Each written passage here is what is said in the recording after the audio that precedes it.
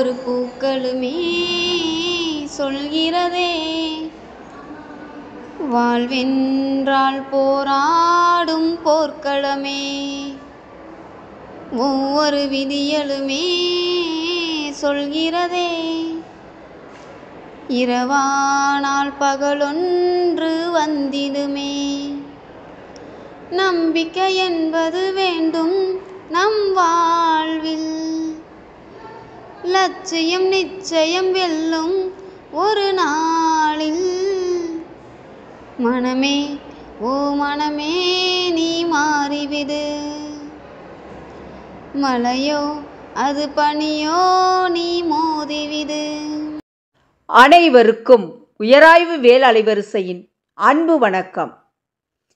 விடியாத இரவென்று எதுவும் இல்லை, முடியாத துயரென்று எதுவும் இல்லை, வடியாத வெள்ளமென்று எதுவும் இல்லை, வாழாத வாழ்க்கை என்று எதுவும் இல்லை. வைரமுத்துவின் வரிகளோடு இவ்வரங்கத்தை தொடங்குகின்றேன். எல்லாம் முடியும், எதுவும் முடியும், நம்மால் முடியும். நம்மால் முடியாது என்றால் எவராலும் முடியாது. இன்றைய நம்முடைய வெள்ளி அரங்கம் திறன் மேம்பாட்டு அரங்கம். இவ்வரங்கத்திலே மன அழுத்தமும் விடுபடும் முறைகளும் குறித்து ஜெனிஃபர் போஸ்கோ அவர்கள் நம்மிடையே உரையாற்றுகிறார். அவருக்கு நம் அலைவரிசையின் சார்பாக வணக்கத்தையும் நன்றியையும் தெரிவித்துக் கொள்வோம். மேலும் நமக்கு அவரை இந்நிகழ்ச்சியில் அறிமுகப்படுத்தி வைத்த சகோதரர் சு அஷ்ரப் அவர்களுக்கும் நம்முடைய வணக்கத்தை தெரிவித்துக் கொள்வோம், நன்றியை உரித்தாக்குவோம். இவ்வரங்கத்திலே சகோதரி ஜெனிஃபர் அவர்கள் மன அழுத்தம் பற்றியும் அணுகுமுறை பற்றியும் ஆக்கத்திறன் பற்றியும் மாணவர்களுக்கு சிறப்பான உரை நிகழ்த்தி இருக்கிறார். கேட்டு மகிழுங்கள். ஆன்றோர்கள், சான்றோர்கள், பயனர்கள், மாணவர்கள் அனைவருக்கும் மகிழ்வான வணக்கம். வாருங்கள் உலகத்தமிழ் மாணவர்களே, மன அழுத்தத்திலிருந்து விடுபடுங்கள், நல்ல அணுகுமுறையை பின்பற்றுங்கள், ஆக்கத்திறனை வளர்த்து கொள்ளுங்கள்.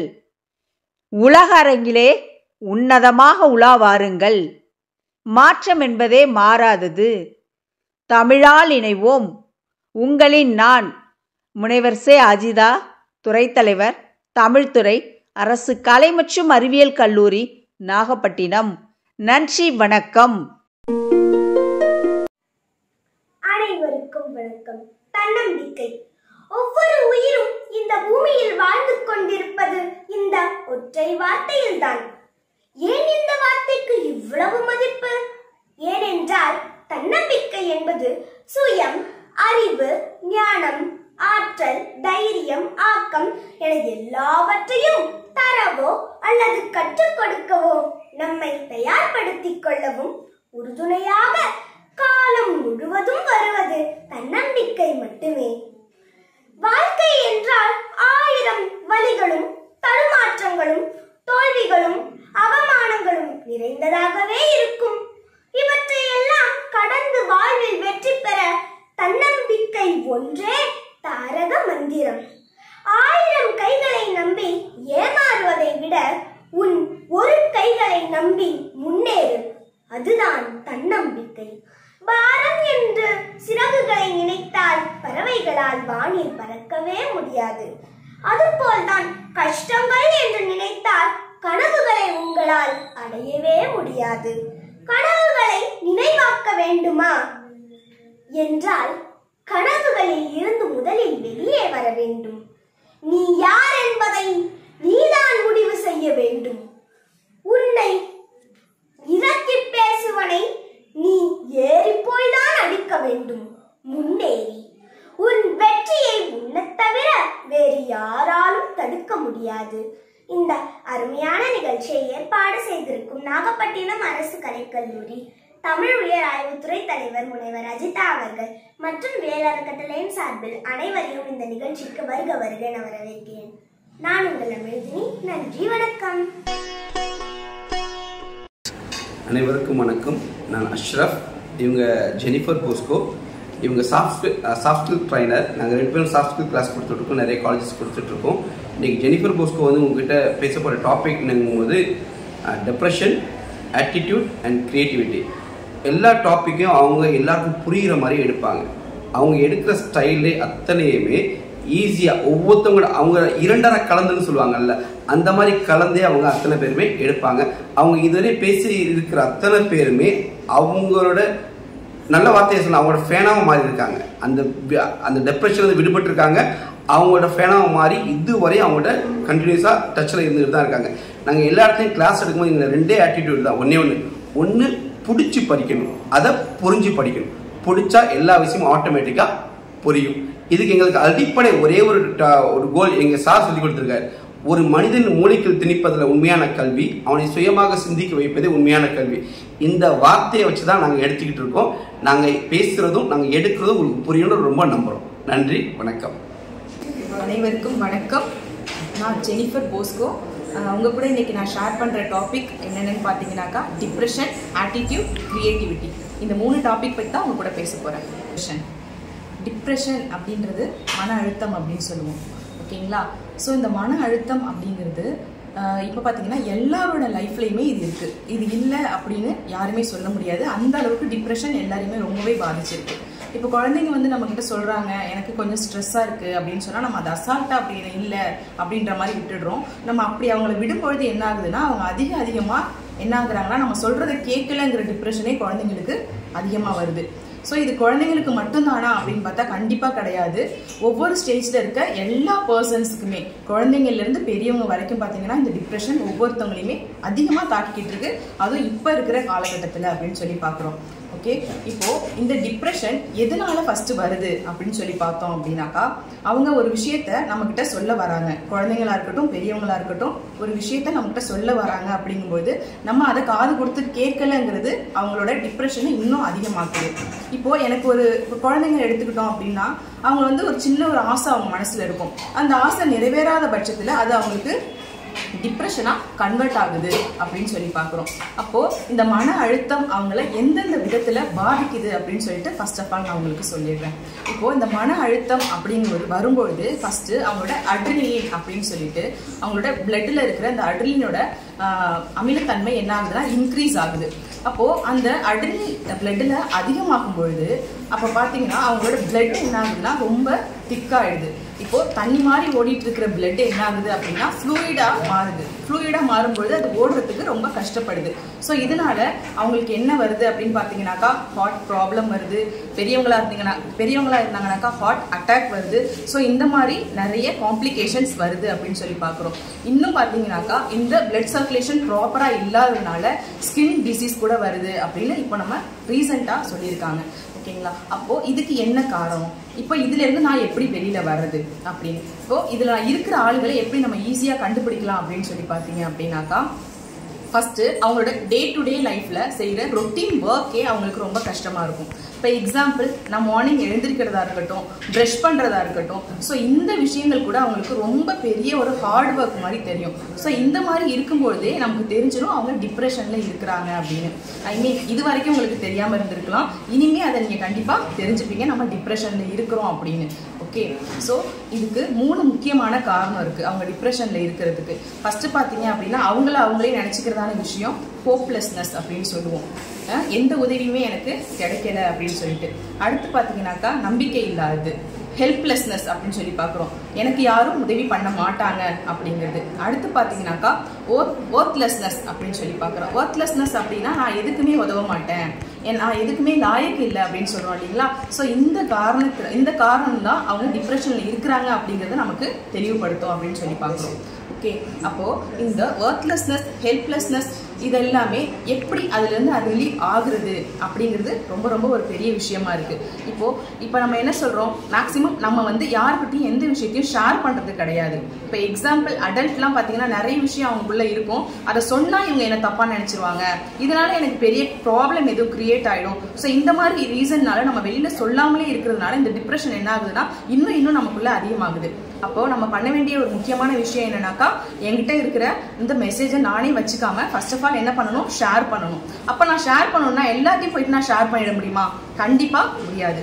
அப்போ அதுக்கு நான் என்ன பண்ணணும், எனக்கு ரொம்ப நெருக்கமான ஃப்ரெண்ட்ஸ் வேணும். அப்படி இல்லைனாக்கா இப்போ பார்த்தீங்கன்னா ரிலேட்டிவ் கூட அப்படி இருப்பாங்க. இப்போ எக்ஸாம்பிள் இந்த காலேஜ் பீரியடா இருக்கட்டும், இல்லை 8th 9th பசங்களா இருக்கட்டும், இவங்களுக்குலாம் பார்த்தீங்கன்னா அப்பா அம்மாவை தாண்டி ஒரு ஃப்ரெண்ட் சர்க்கிள் இருக்கும். அது யாருன்னு பார்த்தீங்கன்னா சித்தியா இருக்கலாம், மாமாவா இருக்கலாம், சித்தப்பாவா இருக்கலாம். ஸோ பிளட் ரிலேஷன்லேயே பார்த்தீங்கன்னா அவங்களுக்கு நிறைய ஃப்ரெண்ட் சர்க்கிள் இருக்கும். ஸோ அவங்கள மாதிரி அவங்கள்ட்ட என்ன பண்ணலாம், போயிட்டு எனக்கு இந்த மாதிரி ப்ராப்ளம் இருக்கு அப்படின்னு நம்ம என்ன பண்ணணும், ஃபர்ஸ்ட் ஷேர் பண்ணணும். ஒன்ஸ் நம்ம நினைக்கிறோம் ஹோப்லெஸ்னஸாக இருக்கும், எனக்கு யாருமே உதவி பண்ண மாட்டாங்க அப்படின்னு சொல்லிட்டு, அப்படிலாம் இல்லை. நம்ம பிளட் ரிலேஷன் நம்ம சொல்லும்போது ஆட்டோமேட்டிக்காக அவங்க நமக்கு என்ன பண்ணுவாங்க, ஹெல்ப் பண்ணுவாங்க. இதில் இன்னொரு அட்வான்டேஜ் என்னன்னா, ஃப்ரெண்ட்ஸோ இல்லை வெளியாள்கள்ட்ட நம்ம சொல்லும்போது நம்ம நினைக்கிறோம் இல்லைங்களா சீக்ரெட்னு, அது வந்து வெளியாள்கள்ட்ட சொல்லும்போது கண்டிப்பாக வெளில போயிடும். அதுவே நம்ம சர்க்கிளில் இருக்கிறாங்க, என்னோட ரிலேட்டிவ்கிட்ட சொல்கிறேன் அப்படின்னா அது கண்டிப்பாக வெளியில போகாது. ஸோ இது ரொம்ப ரொம்ப மஸ்ட். நம்மகிட்ட இருக்கிற இந்த விஷயத்த கண்டிப்பாக நான் என்ன பண்ணணும்னா இன்னொருத்தவங்களுக்கு நான் ஷேர் பண்ணணும். ஸோ அப்போ தான் என்னோட மைண்ட் என்ன ஆகும்னா ரிலாக்ஸ்ட் ஆகும். ஸோ அவங்க எனக்கு என்ன பண்ணுவாங்க, இது மாதிரிலாம் பண்ணலாம் அப்படின்னு சொல்லிட்டு எனக்கு ஒரு அட்வைஸ் கொடுப்பாங்க. ஸோ இதுதான் நமக்கு கரெக்டான ப்ராசஸ். இது வந்து நம்ம கண்டிப்பாக ஷேரிங் அப்படிங்கிறது வெரி வெரி இம்பார்ட்டன்ட் அப்படின்னு சொல்லி பார்க்குறோம் டிப்ரெஷனில். இதுவே டிப்ரெஷனில் இருக்கிறவங்க வந்து சொல்லும்பொழுது அவங்கள நம்ம எப்படி பார்க்குறோம், என்கிட்ட ஒரு டிப்ரெஷன் பேஷண்ட் வந்து சொல்கிறாங்க எனக்கு இந்த மாதிரி ப்ராப்ளம்லாம் இருக்குன்னு சொல்லிட்டு, அப்போ நான் அவங்கள எப்படி பார்க்குறேன், அவங்கள வந்து ரொம்ப கேலியாவோ கிண்டலாவோ பார்க்கக்கூடாது. ஆமாம் உனக்கு இதான் வேலை அப்படின்னு சொல்லுவோம் இல்லைங்களா, அது மாதிரிலாம் எதுவுமே சொல்லக்கூடாது. அப்போ அவங்கள உட்கார வச்சு அவங்கள கேட்டுட்டு ஓகே அதுக்கு நான் சொல்யூஷன் கொடுக்குறேன், இதெல்லாம் சாதாரண விஷயம்தான், இதுலேருந்து ஈஸியாக வெளில வந்துடலாம் அப்படின்னு சொல்லிட்டு நம்ம ஃப்ரெண்ட்ஸாக இருக்கட்டும் இல்லை நம்ம சொந்தக்கார பிள்ளையா இருக்கட்டும், ஸோ வந்து சொல்லும் பொழுது நம்ம இந்த விஷயத்தெல்லாம் அவங்க கூட நம்ம ஷேர் பண்ணிக்கிட்டே இருக்கணும். சரிங்களா, அவங்கள அசால்ட்டாவோ ரொம்ப கேர்லெஸ்ஸாவோ நம்ம என்ன பண்ணக்கூடாது, நடத்தக்கூடாது அப்படின்னு சொல்லி பார்க்குறோம். ஸோ இந்த ப்ராசஸ்லாம் நம்ம பண்ணும்பொழுது அதுவும் இல்லாமல் அவங்களுக்கு நம்ம நம்பிக்கை கொடுக்கணும். நான் இருக்கிறேன், இதெல்லாம் ஒரு சாதாரண விஷயம், இதெல்லாம் ஈஸியாக முடிஞ்சிடும் அப்படின்னு நான் சொல்லும் பொழுது அவங்களுக்கு ஆட்டோமேட்டிக்காக ஒரு ஹோப் கிடைச்சிரும். ஸோ அதுலேருந்து அவங்க என்ன பண்ணுவாங்கன்னா கொஞ்சம் கொஞ்சமாக ரிலீவ் ஆவாங்க. நம்ம நினைக்கிறோம் இல்லைங்களா அவங்களை டிப்ரெஷன் டைமில் அவங்கள தனியாக விட்டுட்டா சரியாயிடும், கண்டிப்பாக கிடையாது. டிப்ரெஷன் இன்னும் ஜாஸ்தி ஆகும். அவங்க கூட என்ன இருக்கணும், யாராவது கான்டாக்டில் இருக்கணும். அவங்களுக்கு ரொம்ப ரொம்ப தேவை எப்படின்னா ஒரு ஹியூமன் சப்போர்ட் ரொம்ப தேவை. ஸோ அவங்க கூடவே இருந்து அவங்கள பார்த்துக்கிற மாதிரி ஒரு சப்போர்ட்டான ஒரு பர்சன் தேவை.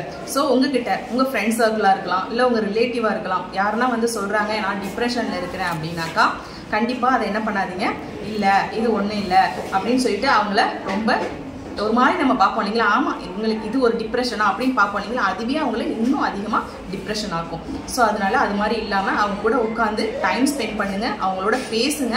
ஸோ இதுவே அவங்களுக்கு மோராலஸ் டிப்ரெஷனை விட்டு வெளில வரத்துக்கு ரொம்ப யூஸ்ஃபுல்லாக இருக்கும். டிப்ரெஷன் டாபிக் பார்த்துக்கிட்டு இருக்கோம் நம்ம. இப்போ டிப்ரெஷனில் நாங்கள் நிறைய ஸ்டூடெண்ட்டுக்கு கிளாஸ் எடுக்க போகும்போது பார்த்தீங்கன்னா அவங்க நிறைய விஷயம் எங்கள் கூட ஷேர் பண்ணிக்கிறாங்க. அதில் ஸ்பெசிஃபிக்காக ஒரே ஒரு விஷயத்த உங்களோட நான் ஷேர் பண்ணிக்கிறேன். என்ன விஷயம் அப்படின்னு சொல்லி பார்த்தீங்க அப்படின்னாக்கா, காலேஜ் படிக்கிற பிள்ளை எல்லாருக்குமே லைஃப்பில் இருக்கிறது தான். எல்லாருக்குமே என்ன இருக்கும், காலேஜ் அப்படின்னாலே ஒரு காதல் அப்படிங்கிற ஒரு விஷயம் அங்கே இருக்கும் இல்லைங்களா. ஸோ அந்த விஷயந்தான். அப்போது அந்த விஷயத்தில் அவள் சஃபர் ஆகியிருக்கா. அந்த பொண்ணு என்ன சொல்கிறான்னா, இல்லை எனக்கு வந்து இப்போ வேண்டாம் அப்படின்ற மாதிரி என்ன சொல்கிறாங்க அப்படிங்கும்பொழுது ஆட்டோமேட்டிக்காக அவள் என்ன ஆகிட்டானா பயங்கரமாக உடஞ்சிட்டா.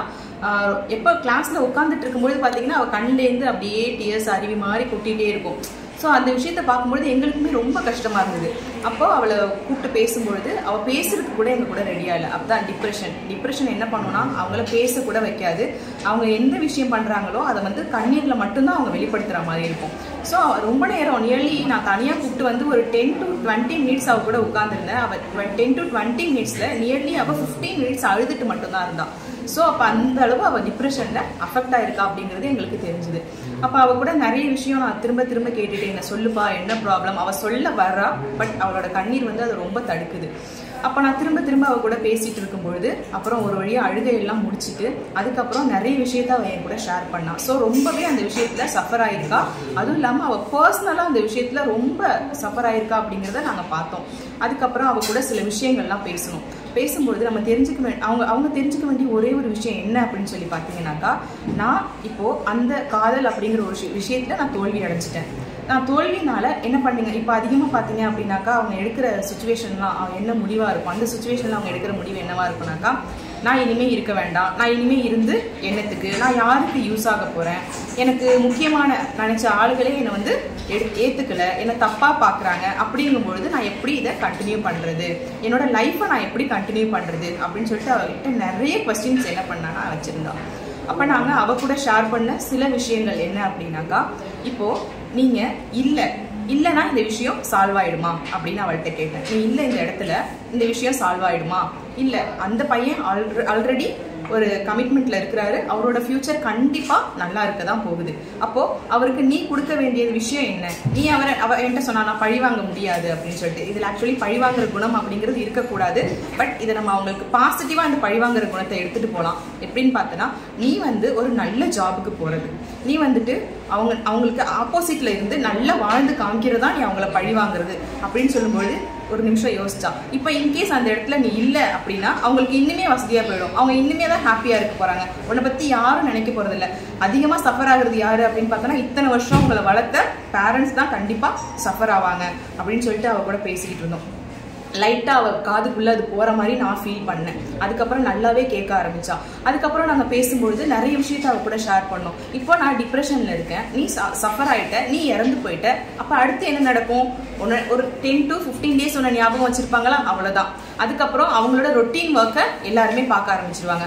ஆனா எல்லாருக்குமே நீ ஒரு பேட் எக்ஸாம்பிளா கடைசி வரைக்கும் இருப்ப. பாரு இந்த பொண்ணு எப்படி இருந்துச்சு, இப்படி ஆயிடுச்சுன்னு ஒரு பேட் எக்ஸாம்பிளா இருப்ப. ஆனா இந்த நிமிஷம் நீ நினைச்ச அப்படின்னா எல்லாருக்கும் ஒரு குட் எக்ஸாம்பிளா உன்னால மாற முடியும் அப்படின்னு சொல்லிட்டு அவ கூட நாங்க பேசும்பொழுது, அதுக்கப்புறம் அவளோட கண்ணுல இருந்து கொஞ்சம் கொஞ்சமா அந்த அழுக நின்னதை நாங்க பார்த்தோம்.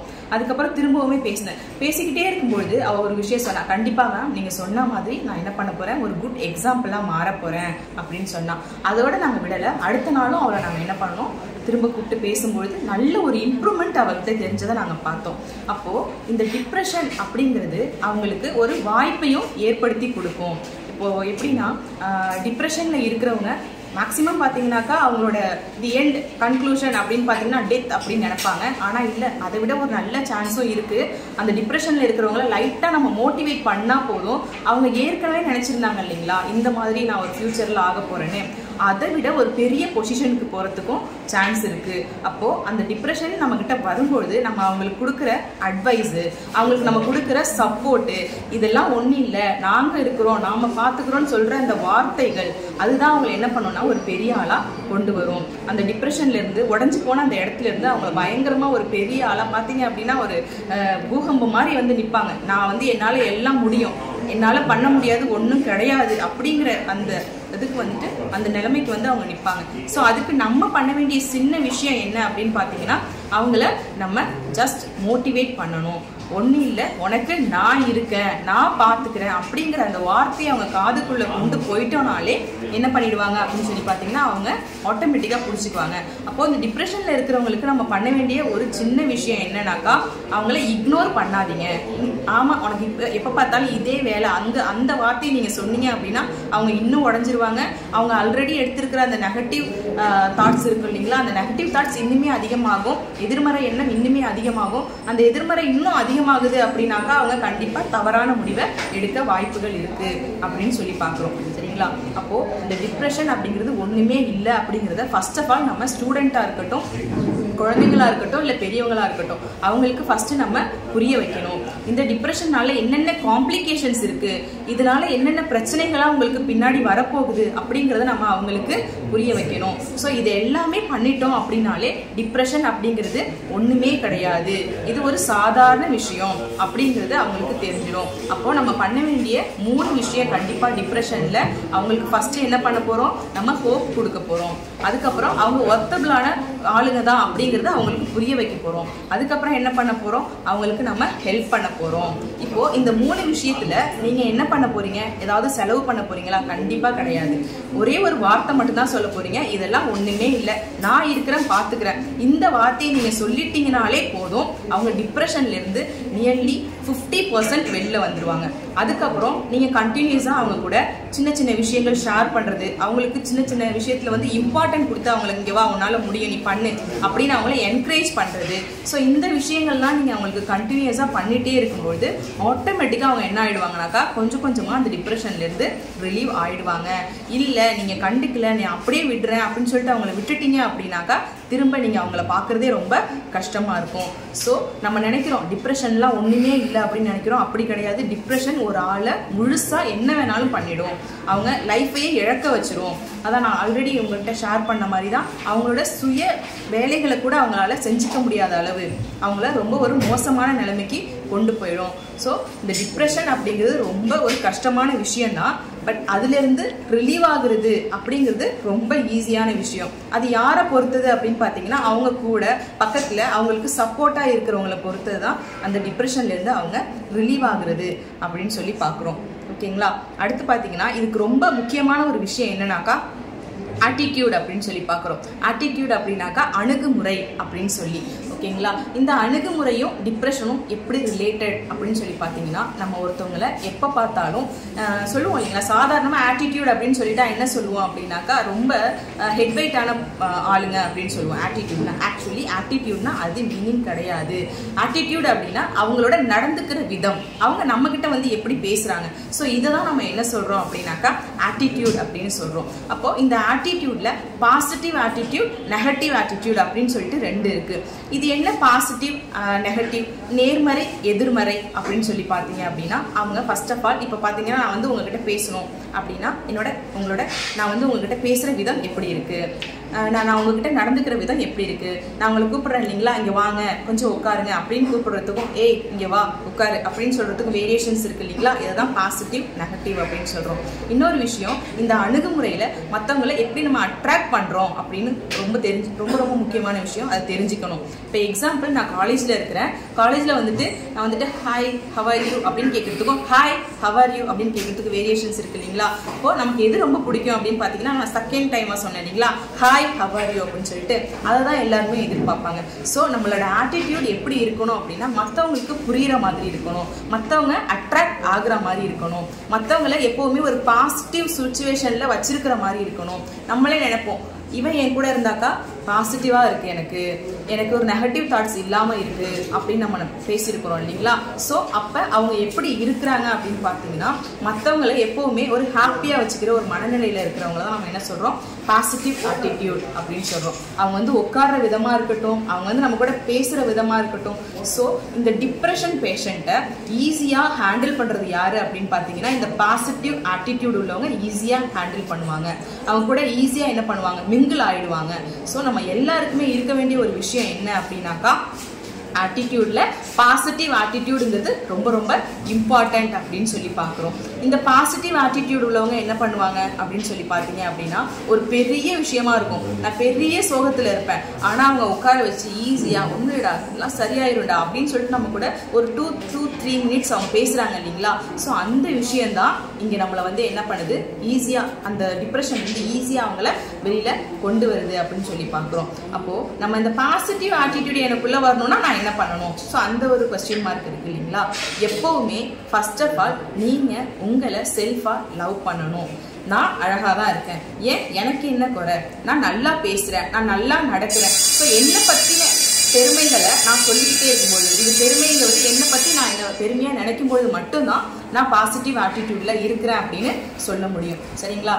அப்போது இந்த பாசிட்டிவ் ஆட்டிடியூடு ஒரு கண்ணாடி முன்னாடி நின்றுட்டு அப்படி பாருங்க, கண்ணாடி முன்னாடி பாருங்க, ஏன் உனக்கு என்ன, நீ நல்லா தானே இருக்க, உன் வாய்ஸ் ரொம்ப நல்லா இருக்கு. ஸோ என்ன நானே நான் செல்ஃப் மோட்டிவேட் பண்ணிக்கும் பொழுது தான் என்னோட பாசிட்டிவ் ஆட்டிடியூடுமே இன்க்ரீஸ் ஆகும். சரிங்களா. இப்போ எக்ஸாம்பிள் என்ன நினைப்போம், காலேஜில் வரோம், எல்லாரும் என்னை பார்க்குறாங்க, நான் வந்து கருப்பாக இருக்கேன், நான் வந்து குட்டையாக முடி இருக்கு, என்னோட வந்து பல்லு இப்படி இருக்கு. ஸோ இது மாதிரிலாம் நம்ம நினைக்கிறோம் இல்லைங்களா. ஸோ நீங்கள் இப்படியே இருந்தாலுமே எல்லாமே ஒரு அழகு அப்படிங்கிறத மனசில் வச்சுக்கோங்க. இப்போ நான் கண்ணாடி முன்னாடி நின்றுட்டு ஏன் என் பல்லு பெருசாக இருந்தாலும் நான் பார்க்க அழகாக தான் இருக்கேன், நான் ரொம்ப ரொம்ப கார்ஜியஸாக இருக்கேன் அப்படின்னு சொல்லிட்டு நம்மளே பாசிட்டிவாக நம்ம நினைக்கும் பொழுது மட்டும்தான் அந்த பாசிட்டிவ் ஆட்டிடியூட் வெளியில் வரும்.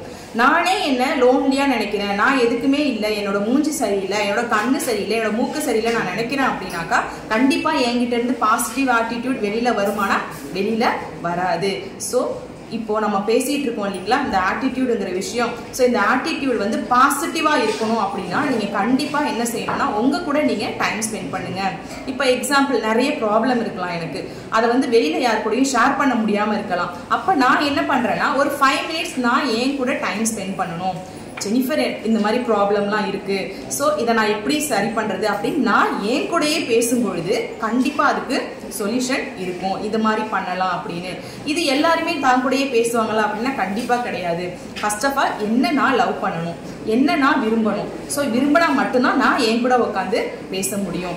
இது ரொம்ப ரொம்ப ரொம்ப இம்பார்ட்டன்ட். ஸோ ஆட்டோமேட்டிக்காக பாசிட்டிவ் ஆட்டிடியூட் உங்களுக்குள்ள வந்துடுச்சு அப்படின்னாக்கா திரும்ப உங்களுக்குள்ள ஒரு டிப்ரெஷன் வருது அப்படின்னா அதுலேருந்து ஈஸியாக நம்ம என்ன பண்ணிடலாம்னா ரிலீவ் ஆகிடலாம். ஏன் அப்படின்னா அந்த இடத்துல நான் சொன்னேன் இல்லைங்களா, உங்களோடய நீங்கள் உட்காந்து பேசுவீங்க. அப்போ பேசும்பொழுது நான் இதில் சஃபர் ஆகியிருக்கேன் அப்படின்னா இதனால மற்றவங்களுக்கு என்ன பெனிஃபிட்டு, நான் வந்து இதுலேருந்து எப்படி வெளியில் வர்றது. ஸோ இது எல்லாமே நான் என் கூடயே உட்காந்து பேசும்பொழுது கண்டிப்பாக சூப்பர்பான ஒரு சொல்யூஷன் அந்த இடத்துல எனக்கு கிடைக்கும். ஸோ ஆட்டிடியூட் அப்படிங்கிறது ரொம்ப ரொம்ப இம்பார்ட்டன்ட். அதில் ரொம்ப இம்பார்ட்டன்ட் எது அப்படின்னு சொல்லி பார்த்தீங்கன்னாக்கா பாசிட்டிவ் ஆட்டிடியூட் அப்படிங்கிறது ரொம்ப ரொம்ப இம்பார்ட்டன்ட் அப்படின்னு சொல்லி பார்க்குறோம். ஓகே, இந்த பாசிட்டிவ் ஆட்டிடியூடை மட்டும் பேசிகிட்டு இருக்கீங்க. அப்போ நெகட்டிவ் ஆட்டிடியூட் என்ன? இப்போ இந்த நெகட்டிவ் ஆட்டிடியூட் அப்படின்னு சொல்லி பார்த்தோம்னாக்கா என்ன நான் சரியில்லை, நான் எதுக்குமே லாயக்கு இல்லை, என்னை பார்க்குறவங்களாம் என்னை நல்லா இல்லைன்னு சொல்கிறாங்க. ஸோ இந்த மாதிரிலாம் நினைக்கிறோம் இல்லைங்களா. ஸோ இது எல்லாமே நெகட்டிவ் ஆட்டிடியூட்ல வருது. அப்போ இந்த மாதிரி பர்சன் என்ன பண்ணுவாங்க அப்படின்னு பார்த்தீங்கன்னாக்கா மேக்சிமம் ஒரு குரூப் ஆஃப் பீப்புள் இருக்கும்பொழுது அந்த இடத்துல எழுந்து நின்று பேச மாட்டாங்க. அவங்களே கரெக்டான ஆன்சர் அவங்களுக்கு தெரிஞ்சாலும் அந்த இடத்துல எழுந்து நின்று அவங்களால சொல்ல முடியாது. ஸோ இந்த மாதிரி ப்ராப்ளம்ஸ் எல்லாம் அவங்க ஃபேஸ் பண்ணுற மாதிரி இருக்கும். ஸோ அதுலேருந்து அவங்க வெளியில் வரணும்னா நான் சொன்ன இந்த ப்ராக்டிஸ் பண்ணணும். என்ன ப்ராக்டிஸ் அப்படின்னா அவங்க கண்ணாடி முன்னாடி நிற்கணும். ஸோ கண்ணாடி முன்னாடி நின்று அவங்களே அவங்க கூட சில நேரங்கள் என்ன பண்ணணும், நான் நல்லா இருக்கேன், என் ஹேர் நல்லா தான் இருக்குது. ஸோ நானே என்ன பண்ணணும், நான் எனக்கு ஃபர்ஸ்ட் செல்ஃப் ரெஸ்பெக்ட்னு இருக்கு இல்லையா, எனக்கு நானே ஃபர்ஸ்ட் நான் கொடுக்கணும். அப்பதான் மற்றவங்க எனக்கு கொடுப்பாங்க. சரிங்களா. ஸோ இந்த விஷயத்துல நான் ரொம்ப கிளியரா இருக்கணும். அதுக்கப்புறம் என்ன அப்படின்னு சொல்லி பார்த்தீங்கன்னா எனக்கு நானே டைம் ஸ்பெண்ட் பண்ணி பேசணும். ஸோ இந்த விஷயங்கள்லாம் இருக்கும்பொழுது ஆட்டோமேட்டிக்கா நான் நெகட்டிவ் ஆட்டிடியூட்ல இருந்து பாசிட்டிவ் ஆட்டிடியூடுக்கு வந்துடுவேன். ஸோ இதெல்லாம் பண்ணணும், எவ்வளவு நாள் பண்ணணுங்கிற மாதிரி உங்களுக்கு ஒரு கொஸ்டின் வரும் கண்டிப்பா. அப்போ இந்த விஷயத்த நான் வந்து கண்டினியூ பண்ணணும், எனக்கு பாசிட்டிவ் ஆட்டிடியூட் ஸ்ட்ராங்கா இருக்கணும், நான் நெகட்டிவ் ஆட்டிடியூட் போகக்கூடாது அப்படின்னா நீங்க பண்ண வேண்டிய விஷயம் என்னன்னு பார்த்தீங்கன்னா 21 days கண்டினியூஸா இந்த விஷயத்துக்காக நீங்க 10 to 15 minutes ஒதுக்குற மாதிரி இருக்கும். ஸோ 21 days நீங்க பண்ணிட்டீங்க அப்படின்னாவே இது உங்களுக்கு ஒரு ப்ராக்டிஸ் தான். இந்த 21 days நீங்க பண்ணிட்டீங்கன்னா ஆட்டோமேட்டிக்கா இதை ஃபாலோ பண்ண ஆரம்பிச்சிருவீங்க உங்களோட லைஃப்ல. ஸோ இது வந்து கண்டினியூஸாக நீங்கள் ஃபாலோ பண்ணும்பொழுது உங்ககிட்ட இருக்கிற நெகட்டிவ் தாட்ஸ் மொத்தமாக போயிடும், நெகட்டிவ் ஆட்டிடியூட் மொத்தமாக போயிடும். அந்த இடத்துல உங்களுக்கு இருக்க ஒரே ஒரு விஷயம் இருக்கும், என்னன்னா எல்லாமே பாசிட்டிவாக இருக்கும். உங்களுக்கு நெகட்டிவாக ஒரு விஷயம் நடந்தால் கூட அந்த நெகட்டிவ்ல இருந்து எப்படி நான் வந்து பாசிட்டிவை எடுத்துக்கிறது அப்படிங்கிற விஷயம் வரைக்கும் உங்களுக்கு தெரிய ஆரம்பிச்சிடும். ஓகேங்களா. ஸோ இதை நீங்கள் கண்டிப்பாக ஃபாலோ பண்ணுங்க. கிரியேட்டிவிட்டி அப்படின்னு சொல்லும்போதே நமக்கு தெரிஞ்சிருக்கும் புதுசாக ஒரு விஷயத்த நான் பண்ண போகிறேன் அப்படின்னு சொல்லிட்டு. இப்போது மாணவர்கள் பார்த்தீங்கன்னா அதிகமாக கிரியேட்டிவிட்டி இருக்கிறத நான் பார்க்குறேன். படிப்பு மட்டும்தான் கிரியேட்டிவிட்டியா அப்படின்னா கண்டிப்பாக கிடையாது. படிப்பை தாண்டின விஷயங்கள் தான் கிரியேட்டிவிட்டி அப்படின்னு நான் சொல்லுவேன். அப்போது அவங்கக்கிட்ட ஒரு சின்ன சின்ன விஷயங்கள் கூட நான் ஒரு மாதிரி யோசிப்பேன், ஆனால் அந்த மாணவர்கள் பார்த்தீங்கன்னா அவங்க ஒரு மாதிரி, மேடம் இதை இப்படி கூட பண்ணலாம் அப்படிங்கும்போது எனக்கு ஆச்சரியமாக இருக்கும். ஸோ இப்படிலாம் பண்ணலாமா? ஸோ அந்த அளவுக்கு கிரியேட்டிவிட்டிங்கிறது ரொம்ப ரொம்ப முக்கியமான விஷயமா இருக்குது. இப்போது கிரியேட்டிவிட்டியை பார்த்தோம் அப்படின்னாக்கா ஒரு கிரியேட்டிவிட்டினால தான் நம்ம இவ்வளோ விஷயங்களை இங்கே பார்க்க முடியுது. ஒரு டேபிளாக இருக்கட்டும், சேராக இருக்கட்டும், ஸோ எல்லாமே என்னத்துல தான் வருது அப்படின்னு பார்த்தீங்கன்னா கிரியேட்டிவிட்டி தான். கிரியேட்டிவிட்டி இல்லாமல் எதுவுமே கிடையாது அப்படின்னு சொல்லி பார்க்குறோம். அப்போது அவங்க யோசிக்கிறாங்க பிள்ளைங்க. அப்போது ஒரு பிள்ளைங்க யோசிச்சு நான் இது மாதிரி பண்ண போகிறேன் அப்படின்னு நம்மகிட்ட அவங்க சொல்லும்போது நம்ம என்ன பண்ணிடுறோம்னா எடுத்தோடனே ஆமாம் இதெல்லாம் எதுவும் வராது சும்மா இரு அப்படின்னு நம்ம என்ன பண்ணிடுறோம்னா ஸ்டாப் பண்ணிடுறோம். அப்போ ஸ்டாப் பண்ணும்போது ஆட்டோமேட்டிக்காக அவங்களோட கிரியேட்டிவிட்டி அப்படிங்கிறது என்ன ஆகிடும்னா சுத்தமாக அவங்கள விட்டு டவுன் ஆகிடும். ஆமாம் நம்ம சொன்னாலும் அது பெரிய விஷயம் கிடையாது, அது தப்பு போல அப்படிங்கிற மாதிரி அவங்களுக்கு மைண்ட் செட் வந்துடுது. இப்போ பார்த்தீங்க அப்படின்னா எந்தெந்த பிள்ளைலாம் கிரியேட்டிவிட்டியாக இருக்கோ அந்த பிள்ளைங்களோட ஃபியூச்சர் பார்த்தீங்கன்னா செம்ம பிரைட்டாக இருக்கும். பிரைட்டாக இருக்கும் மீன்ஸ் அவங்க புது புது விஷயத்த பண்ணி அவங்க தெரிவாங்க. சொல்லுவாங்க இல்லையா 10ஓட 11 வந்து பெஸ்ட் அப்படின்னு சொல்லுவோம். பெஸ்ட் அப்படின்னாக்கா எல்லா ஸ்டூடெண்ட்டும் பெஸ்ட். ஓகேங்களா. இப்போ நான் இருக்கிறேன்னா நான் பெஸ்ட், இங்கே இருக்க ஸ்டூடெண்ட்டை அவங்க எல்லாருமே பெஸ்ட். அப்போது எல்லாருமே பெஸ்ட்டுனா அதில் என்ன வேல்யூ இருக்குது? ஒன்றுமே கிடையாது. ஆனால் நம்ம அதில் ஒரு விஷயம் சொல்லுவோம், யுனிக் அப்படிங்கிற ஒரு விஷயம் சொல்லுவோம். அப்போ யுனிக் அப்படின்னாக்கா அது 10ஓட 11 கிடையாது, அந்த 10ல் ஒன்றா இருக்கிறதா நம்ம என்ன சொல்கிறோம் அப்படின்னா யுனிக் அப்படின்னு சொல்கிறோம். அப்போ யுனிக்காக நான் இருக்கணும் அப்படின்னா என்னோட கிரியேட்டிவிட்டி லெவல் சூப்பராக இருந்தது அப்படின்னா நான் யுனிக்காக இருக்கிறேன் அப்படின்னு அர்த்தம். அப்போ யுனிக்காக இருக்காங்க அப்படின்னா சில விஷயங்களை சொல்லுவோம், இவங்க யுனிக்காக இருக்காங்க அப்படின்னு சொல்லி நம்ம பார்த்து இவங்க வித்தியாசமாக இருக்காங்க அப்படின்னு சொல்லி நம்ம கேள்விப்பட்டிருப்போம். அப்போ என்னவா இருக்கும்? அவங்க என்ன வேணா இருக்கலாம், அவங்க வே ஆஃப் ட்ரெஸ்ஸிங்காக இருக்கலாம், இருக்கலாம், அவங்க வே ஆஃப் வாக்கிங்காக இருக்கலாம், அவங்க வே ஆஃப் ஸ்பீச்சாக இருக்கலாம், என்ன வேணா இருக்கலாம், அவங்கள வந்து யூனிக்காக காமிக்குது. அப்போது நம்ம ஒரு இடத்துல பெஸ்ட்டாக இருக்கிறது இம்பார்ட்டண்ட்டா, யூனிக்காக இருக்கிறது இம்பார்ட்டண்ட்டா அப்படின்னு சொல்லி பார்த்தோம்னா கண்டிப்பாக அந்த இடத்துல யூனிக் அப்படின்னு சொல்கிறோம் இல்லைங்களா, யூனிக்காக இருக்கிறது தான் இம்பார்ட்டண்ட் அப்படின்னு சொல்லி பார்க்குறோம். அப்போ பெஸ்ட்டாக இருந்தால் தப்பா அப்படின்னா கிடையவே கிடையாது. அதாவது நீங்கள் பெஸ்ட்டாக இருந்தால் மட்டும்தான் அடுத்த ஸ்டேஜ் யூனிக் அப்படிங்கிற இடத்துக்கு நீங்கள் போக முடியும். அப்போது நம்ம எந்த விஷயமா இருந்தாலும் நம்மளோட கிரியேட்டிவிட்டியை நம்ம காமிக்கும் பொழுது சொல்லுவோம். இப்போ எல்லாருமே ப்ராஜெக்ட் பண்ணியிருக்கோம்னு வச்சுக்கோங்களேன். அந்த ப்ராஜெக்ட் நியர்லி ஒரு 10 ப்ராஜெக்ட் இருக்குது. அந்த ப்ராஜெக்டில் சொல்கிறாங்க இல்லைங்களா, இது பெஸ்ட் அப்படின்னு சொல்கிறாங்க. எதனால சொல்கிறாங்க? அப்போது அந்த இடத்துல அவங்களோட கிரியேட்டிவிட்டி வேற மாதிரி இருந்ததுனால தான் என்ன சொல்கிறாங்க, இதை பெஸ்ட் அப்படின்னு சொல்கிறாங்க. இந்த பெஸ்ட் அப்படின்னு சொல்கிறாங்க இல்லைங்களா, இந்த பெஸ்ட் அந்த 10ஓட அது இல்லை, அது தனியாக இருக்குது. ஸோ அதனால அதை என்னன்னு சொல்கிறோம், பெஸ்ட் அப்படின்னு சொல்கிறோம். பெஸ்ட்டுன்னு மட்டும் சொல்ல மாட்டோம், அதை யூனிக் அப்படின்னு சொல்லுவோம். இது பாரு வித்தியாசமாக இருக்குது, இது பாரு தனியாக தெரியுது அப்படின்னு சொல்கிறோம் இல்லைங்களா, அதுதான். அது மாதிரி தான் நம்மளோட லைஃப்லையும் நம்ம எப்படி இருக்கணும் அப்படின்னு பார்த்தீங்கன்னா மற்றவங்க முன்னாடி யூனிக்காக இருக்கணும் அப்படின்னு சொல்லி பேசுறோம். அப்ப யூனிக்கா இருக்கணும் அப்படின்னா அங்க முக்கியமான விஷயம் என்ன அப்படின்னு பாத்தீங்கன்னா உங்களோட கிரியேட்டிவிட்டி திங்கிங் எப்படி இருக்கு. இப்ப எல்லாருமே ஒரு விஷயத்த பாக்குற விதமும், இப்ப எக்ஸாம்பிள் எல்லாருமே மேகத்தை பார்ப்பாங்க இல்லைங்களா. சோ மேகத்தை பார்க்கும்பொழுது ஆமா மழை வர போகுதுன்னு சொல்லிட்டு போயிடுவாங்க. ஆனா அந்த குட்டி பசங்களை பாத்தீங்கன்னா அவங்க சொல்லுவாங்க, மேகத்தை பாத்தீங்கன்னா சொல்லுவாங்க இது பாரு மான் மாதிரி இருக்கு, இது பாரு முயல் மாதிரி இருக்கு. ஸோ அப்பவே அவங்களோட கிரியேட்டிவிட்டி திங்கிங் அங்க ஆரம்பிச்சிடுது அப்படின்னு சொல்லி அர்த்தம். நம்ம என்ன சொல்லுவோம், அதெல்லாம் இல்லை மழை பெஞ்சிடும் கம்முன்னு வா அப்படின்னு சொல்லிட்டு வீட்டில் உள்ள நம்ம என்ன பண்ணுவோம், பசங்களை அழைச்சிட்டு வந்துடுவோம்.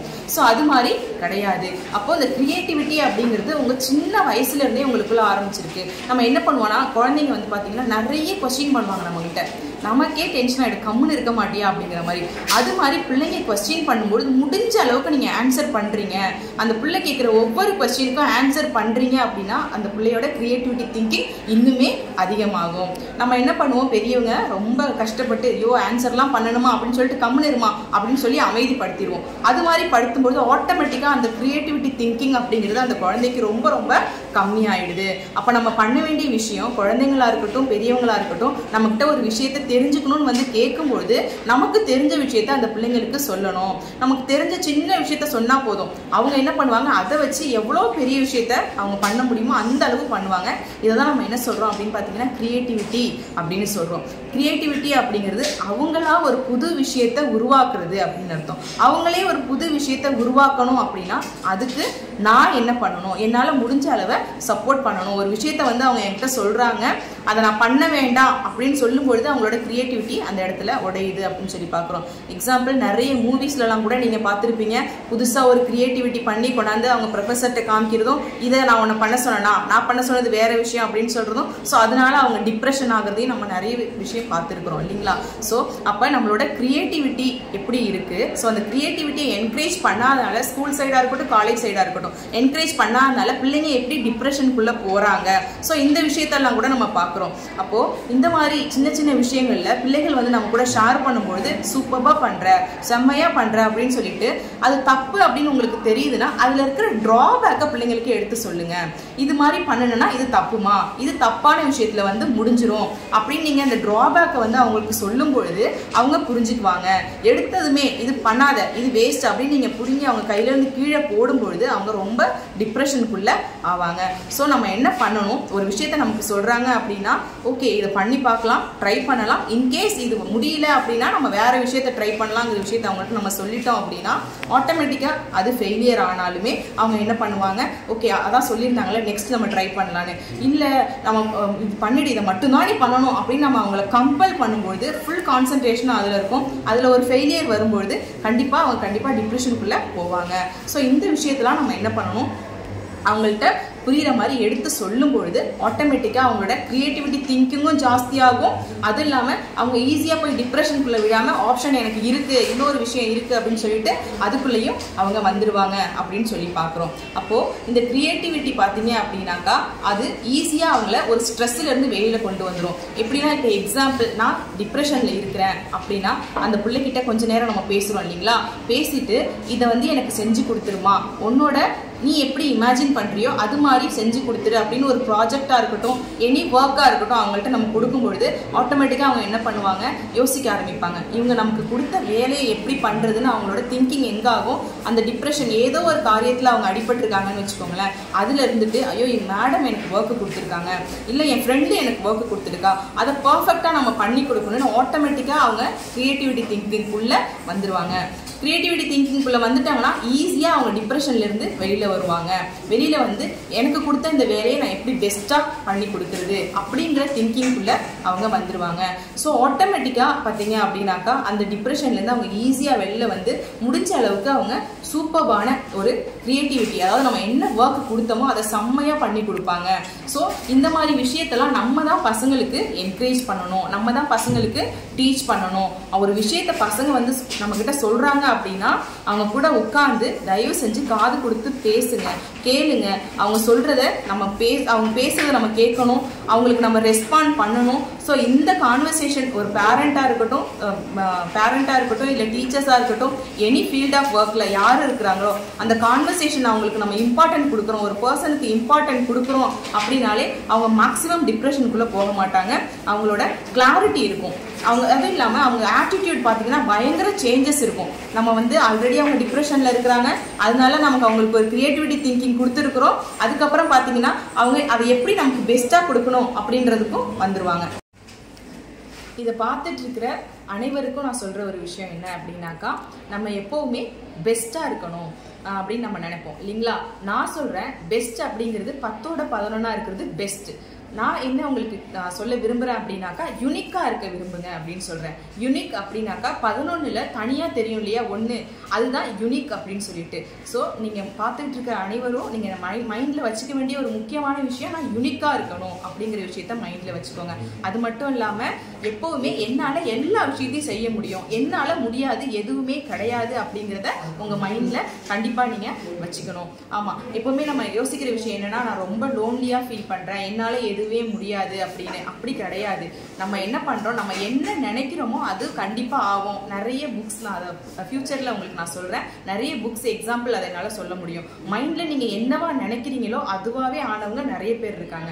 அப்போது நான் என்னவா ஆக போகிறேன் அப்படிங்கிறத நான் அடிக்கடி சொல்கிற விஷயம் என்ன, ரெஜிஸ்டர் பண்ணுங்க உங்கள் மைண்டில் அப்படின்னு சொல்லிட்டு. அந்த ரெஜிஸ்ட்ரேஷன் அப்படிங்கிறது என்ன அப்படின்னாக்கா, நான் ஆல்ரெடி சொன்ன மாதிரி ஒரு 21 days ப்ராக்டிஸ் சொன்னேன் இல்லைங்களா, அதுதான். இப்போ எக்ஸாம்பிள், நான் கலெக்டர் ஆகணும், இல்லை நான் டாக்டர் ஆகணும், இல்லை நீங்கள் என்ன க்ரியேட்டிவிட்டி திங்கிங் உங்களுக்குள்ளே இருக்கோ அதுவாக ஆகணும்னு நினைக்கிறீங்களோ அதை என்ன பண்ணுங்கன்னா, மார்னிங் எழுந்திருக்கிறீங்களா, எழுந்திரிச்சது ஒரு 10 minutes ஒன்னால இது முடியும், நீ இதுவாக தான் ஆக போகிற அப்படிங்கிறத 10 minutes ஸ்பெண்ட் பண்ணி டெய்லி 21 days உங்கள் மைண்டில் ரெஜிஸ்டர் பண்ணிட்டீங்கனாலே போதும், கண்டிப்பாக அதுவாகவே ஆவீங்க. இதுக்கு நிறைய எக்ஸாம்பிள்ஸ் என்னால் சொல்ல முடியும். அந்த புக்ஸையும் என்னால் இந்தந்த புக்ஸ் அப்படின்னு என்னால் சொல்ல முடியும். ஃபியூச்சரில் வர நிறைய வீடியோஸ் உங்க கூட நான் ஷேர் பண்ணுற மாதிரி இருக்கும். ஸோ அதில் நான் கண்டிப்பாக உங்களுக்கு அந்த புக்ஸ் எல்லாத்தையுமே நான் சொல்கிறேன். ஸோ நீங்கள் மைண்டில் திரும்ப முடிக்கிற விஷயம் என்னென்னா, எப்போவுமே பெஸ்ட்டாக இருக்கணும், கரெக்டு தான். பட் நீங்கள் நினைக்க வேண்டிய ஒரே விஷயம் என்னென்னா, யூனிக்காக இருக்க விரும்புங்க. So thank you so much. இந்த நிகழ்ச்சி உங்களுக்கு பிடிச்சிருந்துச்சுன்னா விரும்பவும், ரொம்ப பிடிச்சிருந்துச்சுன்னா பகிரவும், ரொம்ப ரொம்ப பிடிச்சிருந்துச்சுன்னா கருத்து பெட்டியில் கருத்துக்களை போடவும். நன்றி, வணக்கம்.